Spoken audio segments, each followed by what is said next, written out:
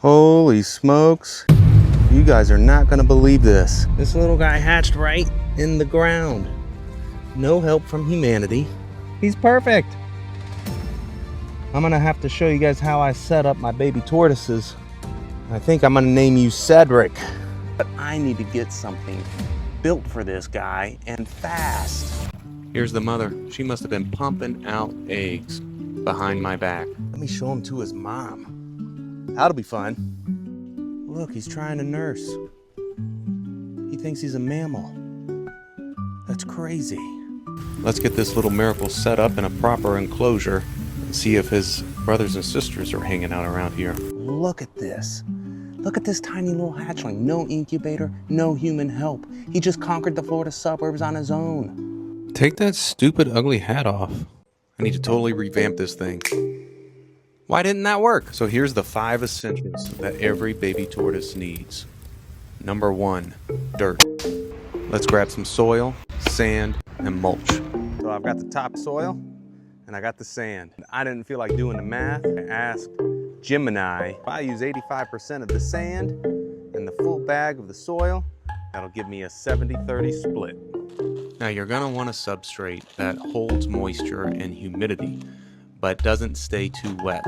If it's too wet, it could get shell rot, which is like a fungus that will grow on their shell. A mixture of soil and sand will accomplish this. It's a 70-30 split, but be careful. 29% sand, and you have a dead tortoise. 31%, and you're a bad human. Now you want to use play sand. Unlike builder sand or all-purpose sand, play sand is washed and screened. It's finer and smoother. If a baby tortoise accidentally eats a bit while chasing a piece of greens, it's much less likely to cause a blockage or impaction than jagged, coarse construction sand.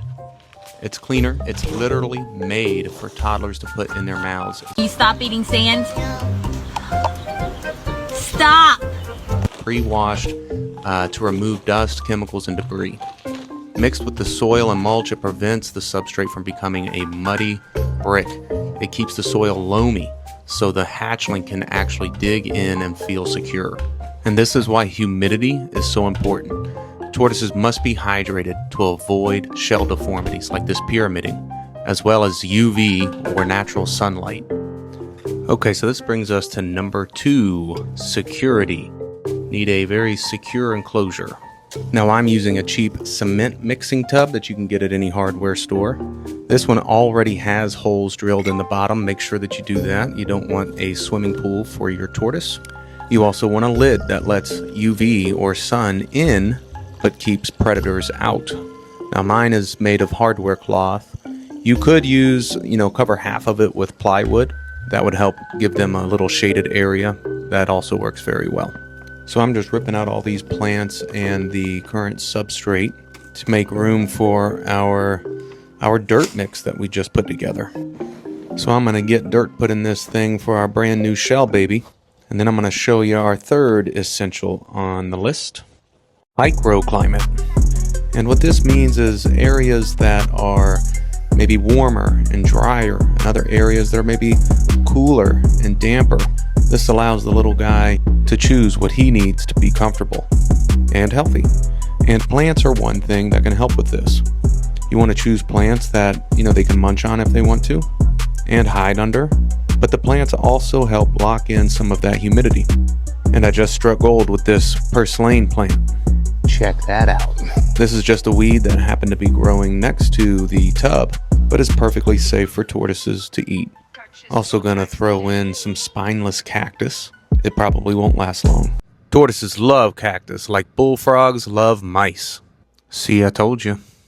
Now I'm doing something a little controversial. I'm adding some cypress mulch. I do this to help keep the surface dry. This goes back to the concern of shell rot. Ow! What are you doing? You're gonna run over my foot. Now I just need to put in this super ugly hide. Yeah, looks good. Now let's review our list. Tortoises need to be able to soak. So number 4 is hydration. And what I've done is hook this up to a timer on a hose. Clean water every day, automatically. You'll never guess what number 5 is. Wait a minute, where'd it go? And here's Cedric enjoying that natural sunlight. Now, if you can't use the sun, you can get UV bulbs and something to replace the sun's heat, like a heat lamp. I don't normally soak tortoises. I just like to put them in their water dish. And if they get out, that's okay, but sometimes they'll stay in. And this is the craziest part. Most tortoises, they don't survive their first year. But if you follow my advice, I guarantee it's gonna work out great. Because we don't want old Cedric to be a statistic. So I bought my neighbor's house and put up this fence so that I could start building a backyard zoo. So if that sounds cool to you, go ahead and subscribe. And if you want to see a really interesting story, watch this video next, because it's a wild one about an escaped snake. And she escaped with eggs in her. Go ahead, click that next video. All right, we're waiting. Just go ahead and click that. Click the video. Click it.